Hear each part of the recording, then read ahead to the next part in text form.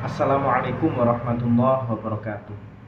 Alhamdulillah wassalatu wassalamu ala Rasulillah wa ala alihi wa sahbihi wa man walah. Amma ba'du. Penonton sekalian, jadi di samping saya sekarang ada Ustadz Nur Salim LC. Jadi beliau merupakan alumni dari Global University Lebanon.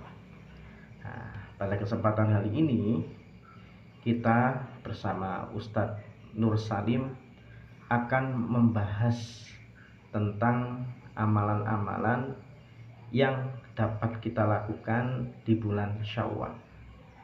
Nah, jadi ini ada Ustadz Salim. Oke. Ustadz Salim, jadi saya ada pertanyaan mengenai bulan Syawal ini. Jadi amalan apa saja sih yang dapat kita lakukan itu pada bulan Syawal? Di antara amalan-amalan sunnah yang dapat kita lakukan di bulan Syawal. Ya, jadi kita sebagai seorang muslim itu banyak hal-hal yang perlu diperhatikan ketika Syawal, dan itu merupakan sebuah kesunahan yang seseorang itu apabila melaksanakannya akan mendapatkan pahala. Di antara hal yang penting itu apa? Yaitu puasa 6 hari, yaitu 6 hari Syawal. Puasa 6 hari pada bulan Syawal. Karena hal tersebut seperti halnya yang disebutkan dalam hadis, itu seolah atau seakan-akan orang itu berpuasa setahun lamanya. Itu Ustaz ya. Terus kemudian puasa Syawal itu apakah harus disyaratkan berturut-turut gitu? Misalkan kita itu puasa tanggal 2 Syawal, kemudian 3 Syawal sampai 7 Syawal gitu, atau 8 Syawal. Iya, puasa Syawal itu adalah puasa di bulan Syawal, 6 hari di bulan Syawal. Bisa berturut-turut, bisa juga berpisah-pisah, asalkan masih di bulan Syawal gitu, masih di bulan Syawal. Oh gitu Ustaz ya. Terus kemudian apa hukum orang itu melaksanakan puasa pada tanggal 1 Syawal? Iya, ini juga perlu diketahui sebenarnya, karena orang itu mengira puasa bulan 6 Syawal itu adalah juga pada tanggal 1 Syawal. Itu tidak ya. 6 Syawal itu selain 1 Syawal. Jadi selain 1 Syawal, yaitu pada hari raya Idul Fitri, itu seseorang itu tidak boleh berpuasa, malah haram berpuasa. Hukumnya itu haram seseorang berpuasa pada tanggal 1 Syawal gitu. Itu Ustaz ya. Terus kemudian kan selain puasa itu apalagi yang dapat kita lakukan pada bulan Syawal? Banyak, seperti yang di Indonesia misalkan bersilaturahim ke kerabat, berziarah kubur dan lain sebagainya. Itu perbuatan-perbuatan yang dianjurkan. Kalau silaturahim, apa itu makna silaturahim sebenarnya itu apa? Dalam bahasa Arab, konteks bahasa Arab itu silaturahim apa itu maknanya? Iya, kita di Indonesia itu ada istilahnya silaturahim, tetapi banyak orang Indonesia itu salah mengartikan. Yaitu mereka mengartikan ketika seseorang berkunjung kepada selain kerabat, yaitu ke teman, ke tetangga, itu mereka memberikan arti dengan silaturahim. Sebenarnya itu tidak tepat, karena silaturahim kan dari bahasa Arab. Rahim itu adalah artinya adalah kerabat, al-qorib, jamaknya akriba, yaitu kerabat baik yang dekat maupun yang jauh. Itu hukumnya adalah wajib silaturahim seperti itu. Dan itu banyak hadis yang menyuruh orang untuk bersilaturahim. Salah satunya adalah atau imit ta'am wa afshis salam wa silil arham tadkhulul jannata bisalam, seperti itu. Au kama qala Rasul. Jadi silaturahim itu dapat membuat orang itu masuk surga tanpa azab. Itu salah satu manfaat dari silaturahim, dan ini hukumnya wajib. Wajib ya. Hukumnya wajib. Sedangkan kalau selain kerabat, yaitu ke tetangga, ke guru, ke orang lain, itu bukan silaturahim.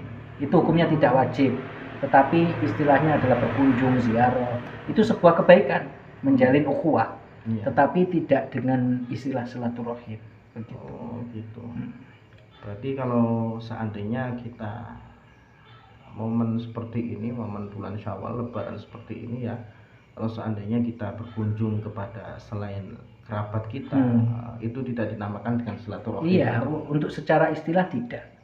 Karena hukum silaturahim pun adalah wajib. Dan orang yang memutus tali silaturahim makanya diancam neraka kan. Jadinya la yadkhulul jannata qati'un, tidak akan masuk surga orang yang memutus tali silaturahim seperti itu. Jadi itu wajib. Artinya la yadkhulul jannata ma'al awwalin begitu. Tidak masuk surga bersama orang yang pertama kali masuk surga. Karena hukumnya wajib. Oleh karena itu kalau kita istilahkan silaturahim untuk semua orang, maka ini tidak sesuai dengan apa yang disabdakan oleh Rasulullah di beberapa hadis yang saya sampaikan tadi. Gitu Ustaz. Terus mengenai sebelum biasanya kan, kalau di adat di Jawa kita itu kan biasanya menjelang hari Lebaran atau di sebagian wilayah itu ketika Lebaran hari pertama Syawal itu mereka itu ziarah kubur kepada sanak kerabat atau keluarga yang telah meninggal. Gimana hukum ziarah kubur tersebut? Soalnya kan banyak sekarang kaum yang menganggap bahwasanya orang yang ziarah kubur itu merupakan syirik, sebuah kesyirikan. Pertama kita perlu ketahui bahwasanya ziarah kubur itu perbuatan yang tidak syirik ya, bukan langsung mengatakan orang yang berziarah kubur itu adalah melakukan kesyirikan. Karena orang yang berziarah kubur kan kalau itu adalah saudara yang dikunjungi atau kerabat yang sudah meninggal, berarti dia kan mendoakan, kan? Mendoakan ahli kubur, ya kan? Kalau yang dikunjungi itu wali, berarti dia itu bertawasul, istighosah. Itu semua kan diajarkan, ya kan? Benar. Nah, berarti kalau misalkan dijadikan adat, misalkan sebelum Ramadan atau sebelum Syawal dilaksanakan ziarah kubur, itu tidak masalah. Menjadi adat itu berarti adat yang baik. Karena para sahabat seperti itu dulu. Sayyidina Ali, beliau itu berkunjung ke Jabanah. Jabanah itu kuburan. Ketika momen-momen seperti sebelum hari raya gitu. Jadi tidak masalah ketika seseorang itu berziarah kubur seperti halnya yang disabdakan oleh Rasulullah, zurul kubur fa innahu tudzakirukumul akhirah. Berarti ziarah kubur ini merupakan sesuatu yang baik. Iya, baik. Tidak masalah. Berbeda kalau orang yang ziarah kubur kemudian menyembah ke kuburan, itu syirik. Atau dia meyakini kuburan itu menciptakan manfaat madharat, itu adalah syirik. Menciptakan manfaat dan madharat itu tidak ada kecuali Allah Subhanahu wa taala gitu. Iya. Gitu. Jadi mungkin ada pesan-pesan dari Ustadz Salim di momen hari raya ini. Di momen hari raya ini hendaknya kita saling memperkuat ukhuwah Islamiyah. Ukhuwah Islamiyah dengan saling berkunjung tadi yang kita sampaikan tadi di awal, itu memperkuat tali ukhuwah Islamiyah. Kalau itu sesama kerabat berarti itu juga termasuk silaturahim begitu. Dan kalau yang selainnya berarti berkunjung, tetapi itu semua intinya memperkuat dalam rangka memperkuat tali ukhuwah Islamiyah. Dan ini sangat bermanfaat bagi mujtama' muslimin. Ini sangat bermanfaat apalagi pada zaman sekarang ya. Pada zaman sekarang yang banyak orang-orang itu kalau kita lihat banyak perpecahan, maka kita harus berkunjung dan lebih baik seperti itu agar apa? Agar tali keislaman dan persaudaraan sesama Islam itu semakin kuat dan semakin kokoh, saling mengingatkan, saling berbagi, saling menasihati, itu sangat memperkuat tali persaudaraan dalam Islam gitu. Oke, terima kasih Ustadz Salim ya atas ilmunya. Mudah-mudahan dapat bermanfaat. Sama-sama Ustadz. Jadi mungkin cukup sekian penjelasan singkat mengenai amalan-amalan di bulan Syawal. Mudah-mudahan dapat bermanfaat bagi kita semua. Dari saya, apabila ada kesalahan, saya mohon maaf yang sebesar-besarnya. Akhirul kalam, assalamualaikum warahmatullahi wabarakatuh.